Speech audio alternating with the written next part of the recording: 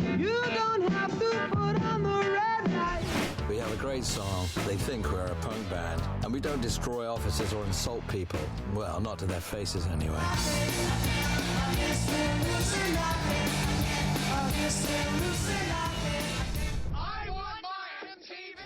So Andy, I watched this incredibly fearless and honest documentary that you did last night, and it really made me wonder if, for you, if that was a bit cathartic or maybe terrifying to actually even do this. Well, I think it is. I'd like both of those words, cathartic and terrifying. Should have put that on the ads, actually. You know? Should call ahead of time. We'll give you a credit. No, I think it is all those things because, you know, first off, you go back to the book, the autobiography, and I felt that it's important because that's the truth, and I don't really want to like gloss over the truth.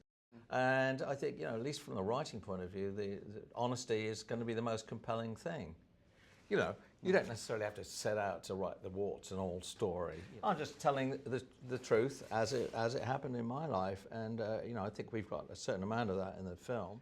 So I've probably passed through the catharsis point and about the other side. So, but I think the catharsis was when I was writing the book, and Right at the moment of writing it? Yeah, actually, really the moment of writing, because I mean, to be honest, you know, it's very difficult to write a book of that length, and you know, the most difficult part was the writing of the police story, which I really didn't want to do, and I'd written about my life and all the music, and I showed everything. You've got to write the police story, and you know, but for example, one of the devices for me, you know, was you know, like putting on the records and sort of getting into this moment and hearing all the people and that, and sort of getting sort of tearful, and then starting to write immediately, you know, because I'd be in the moment. It took you right back. Yeah.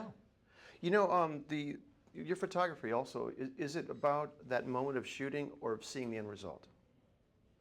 No, it's very much in the moment. You know, I mean, Cartier-Bresson called it the decisive moment, and it certainly is. I mean, he was absolutely right with that.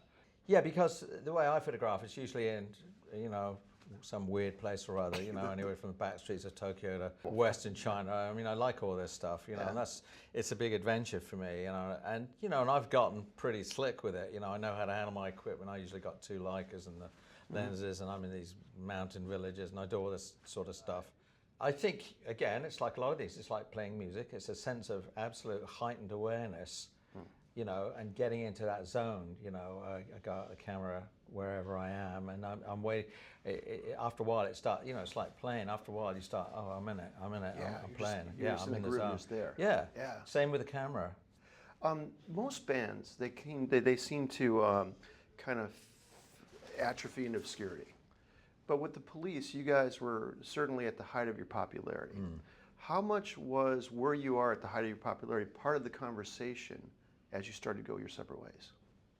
It was a very difficult moment to own, as it were, because clearly we got off at the absolute peak, and it was a total shocker to the world at large. Yeah. We were incredibly popular on a worldwide basis, and to suddenly do that was, wow, you know, incredibly shocking and courageous, and just like a huge mistake all at the same time. It was all these things. It was brutal, and you know, very difficult to. What's the right word? You know, to sort of take it and process. You know, especially when you're in the middle of it, right? Like falling off the edge of a cliff. You know, right into the abyss. And now what? You know, imagine you've been 7 or 8 years with the same people on a huge entourage and all this incredible stuff coming in, and then suddenly the light went off like that. That's very difficult. Simon Sinek is an author. He wrote that people don't care as much about what you do as about why you do it. Now, as I'm watching this film, I'm just thinking to myself, why would Andy put himself through that? So what was your why on this return? Well, because I think we needed to pay it off in a way. Like, you know, like say we left right there, I think we certainly left them wanting more. Yeah. Which could be one of the reasons why the return was such a phenomenon. Yeah, to actually prove it, very much so. And I'm talking about purely playing ability and musical ability, and the fact that we were an incredible musical playing trio. We weren't going out with tapes or anything. When we did the reunion tour, it was just the 3 of us on stage, and you know, I think we burned. We played better than we ever did, and so for me, there wasn't a thread of nostalgia in it. It was absolutely, we are still the best band.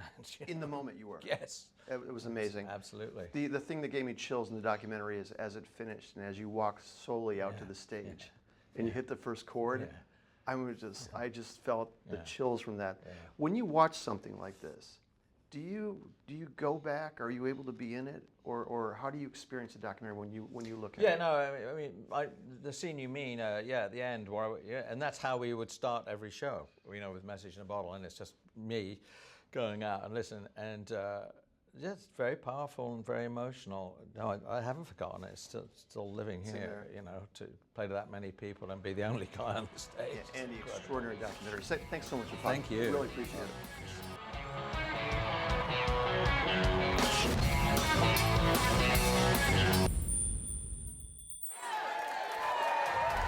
I'd just like to introduce the band. Andy, this is Stuart. I remember you.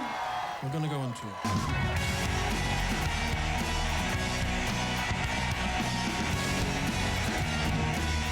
This is the biggest gig of our lives.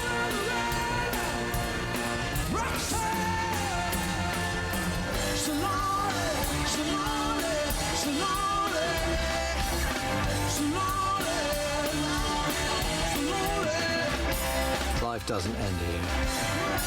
Now, it is forever.